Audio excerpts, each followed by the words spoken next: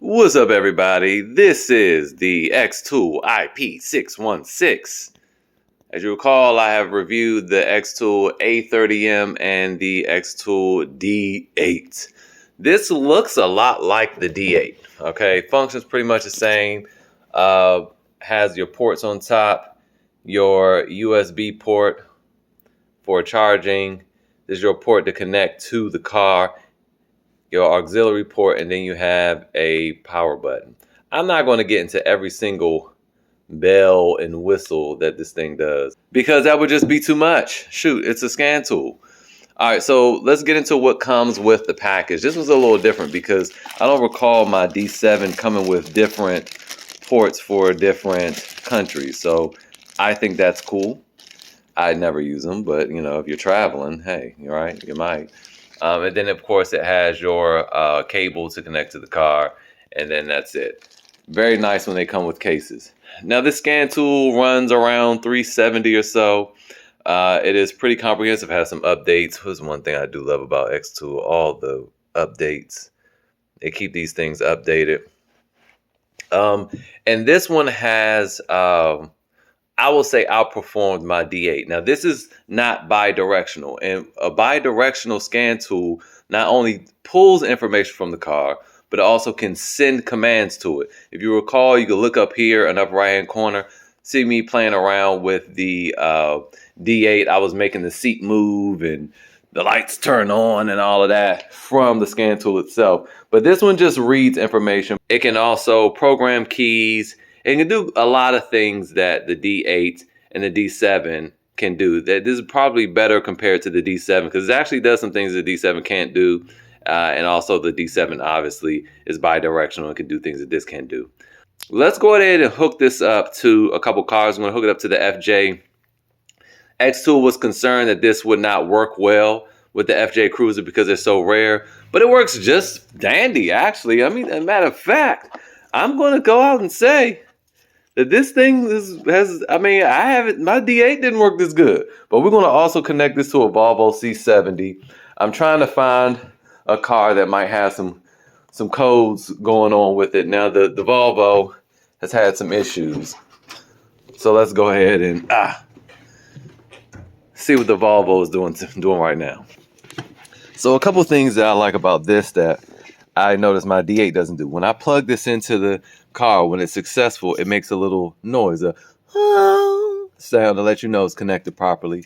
Another thing, you guys saw how easily I updated this thing. Now the A30M is like a dongle, like the Blue Driver. I don't like the dongles because you have to connect it to the car for it to get power to update it, and you got to make sure the car is near Wi-Fi. You got to turn the car on. It's too much. It's just too much. Now let's go ahead and start this bad boy up. We're gonna pull it out of the garage so we're not dealing with no carbon monoxide. Let's do it. Okay, so now we're done with our updates. You saw how quickly I updated. Let's do this. Let's go back. Oh, it's out in the sun now. All right, let's go back and let's do updates. Do we have more? Exactly. See, I pulled out of the garage and now can't connect to the Wi-Fi. See, that's why I like those dongles. But let's go ahead and auto scan and see if it picks up the Volvo. Now, while it's scanning, I want to say that it picked up the FJ Cruiser just fine, but my D8 did not pick up any of my other cars automatically, and that was kind of disappointing. Look at it. Oh, shoot, it found it. Volvo, checking the license, and it found everything. Look at that. Love it. This thing's been doing quite well. So let's do an automatic scan. Now, I can say that I will say the bliss system was acting weird. Oh, we got some issues. Oh my gosh. What's crazy is the car runs fine. God dang. Look at this. Look at this. So I was driving a few weeks ago and the bliss just started going crazy. It wouldn't go off. Wow. All right. Well, You know, when you see stuff like this, you almost feel like maybe I should sell this. Definitely a tool you want to take with you when you're looking at a potential car to buy. Because if I tell you one thing, if I pulled up on a car and I'm like, sir, what is all this? You know, there's no way I'm paying what that person's asking. Now let's look at this. This is kind of cool because my D8 didn't do this. You see how it put all the failures, it re-itemized them all. Now maybe my D8 does it now after an update, but see, it put all the normal stuff at the bottom and prioritize all the other things we need to go to. So remote digital audio receiver. Let's see what that failure is. It says internal fault of control module. Subwoofer. Circuit of left subwoofer coil is open. Coil right subwoofer open circuit. It still works. This thing beats. I wouldn't worry about it. This car too old for all that. Okay, so what I'm going to do now, I'm going to actually clear these codes. And the crazy thing is, I just want you guys to see something. On this dashboard, there are no engine lights. There are no engine codes. So that's the thing. When you're going to go look at cars to buy, you know, you turn on like, oh, there's no engine light. You know, sometimes they pluck the bulbs or the bulbs just have blown out. Or sometimes just the issues don't trigger an engine code. So you just think that the car runs fine. But here we are with 15 main faults. And some of these faults have multiple faults under them, like the central electronic control was really 3 of those. There's 2 underneath that. This driver door has 3 failures. The passenger has 2 failures. The subwoofer has 2 failures. So let's go ahead and clear these codes and we'll see what that does. Yeah, see, that one didn't care. It kicked right back on immediately. The car is running. All right, we're gonna see. All right, so now we still have these 2 codes here, and I'm gonna go ahead and take it for a little drive, and then we will see how it does. Well, real quick, before we take it for a drive, let's go into the system selection because I want to monitor the fuel. Let's see the power seat module. And see, if this was a bi-directional unit, I'd be able to make it do stuff from this menu, but we can't. All we can do is pull information. Okay, now we see the values for the AC, which is interesting too because I just need to recharge it. Ambient air pressure, brake light switch. It gives us the temperature of the coolant, 72 degrees Celsius. Let's see if we can change that to Fahrenheit. All right, yeah, we had to go into settings and I was able to change. So it's all in Fahrenheit now. So 167 degrees Fahrenheit for the coolant. And then we have vehicle speed. So let's go ahead and just drive it around a little bit. See if those codes come back too. I don't have my license, so DWB might be an issue here. So we're just gonna ride around the neighborhood.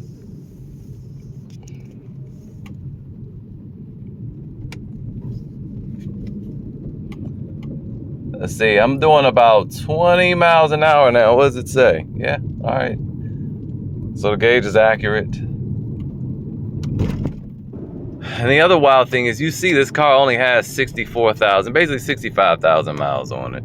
And all those codes, this thing's been garaged its entire life. That is insane. Like I said, it still runs fine though. You couldn't tell I had all those issues. All right, so calibration fault of left-hand gas discharge lamp. Okay, so maybe one of the lights are bad. I don't know. And a heated rear windshield relay. Here's the thing about the roof, though. Let's see if it works. It should. Let's see.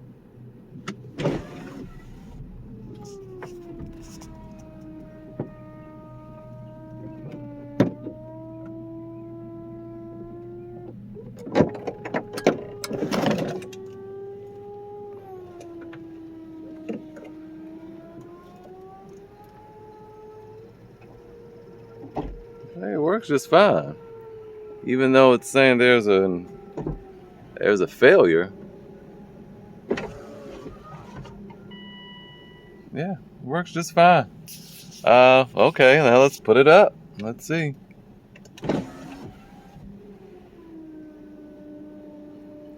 It's good to use these things like at least once a month to keep everything lubricated. My mother never touches this thing.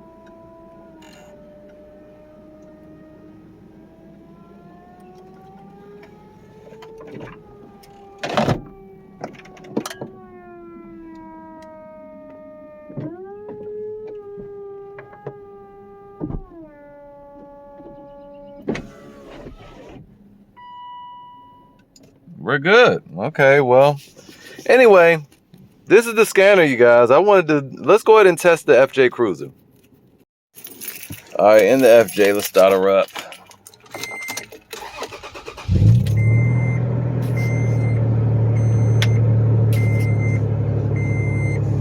We in here with 184,000 miles. Let's go ahead and do an auto scan. All the windows tinted in here, so we don't have to deal with any reflections. So we're going to test Toyota, North America Toyota. Boom, found it. Automatic scan. Scanning fast. Now this is not as advanced as the Volvo, so it's only 8 things to look for. It's a very basic truck. And oh yeah, we're all good. No problems. And people wonder why you sound like you endorsing Toyota. Cause I am. I'm converting all my cars over to Toyota products. This is the first Toyota. I have all Lexus, but yeah, we can still go out and let's see. System, do the engine, do live data. Can it do? I wonder if it could do like coolant temperature as well. Yeah, it does. 100 degrees on the temperature. Oh, it would have been great if this could do the transmission. 0 minutes, time after DTC cleared, 6,274 minutes. So that means 6,274 minutes ago, there was some type of engine light on, and it's been cleared, and it hasn't been back on since then.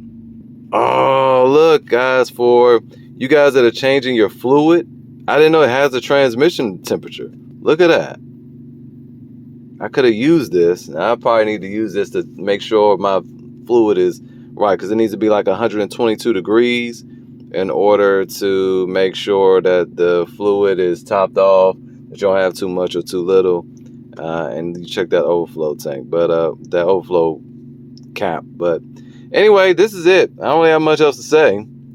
It's a pretty good unit. I gotta say, I don't know that I would spend $400 on it, almost $400. I would wait for it to go on sale. And honestly, because if you're going to spend $400, you might as well just cough up the extra 100 or so to get the bi-directional unit. That's really probably for mechanics. But if you have multiple cars, I would recommend this. If you're buying a car, this could actually save you a lot of money, because this will take the place of, I don't want to say a mechanic, but you know, if you were buying a car, this would pay you back for sure. I know that I have a Toyota, and people say you need TechStream, and then I also have the Volkswagen, and that was another software that I needed, but I actually didn't need either. I could have just bought this. When people say you need those things, you can just get a good scan tool such as the XTools, and you'll have access to more than what those things do, especially if you had a bi-directional unit. It's not currently on sale, but XTOOL routinely has sales. I know the D8 right now is like $140 off on Amazon, so I'll leave a link to that and post the link to that video. But yeah, if you have any questions, feel free to ask in the comments. One thing that this does have over the D8, because the D8 is more geared towards professionals, this has lifetime updates. So when you buy this, it'll be updated forever. Same for the 830M, but again, I already explained why I don't really like the 830M like that. It's a nice little dongle, but you gotta run your car and keep your car running to do updates. It gets weird. And then you need a tablet or your phone. You know, this is too much. I prefer this whole unit right here, easier to manage. But that's it. Hopefully this was helpful, and I'll see you guys next time.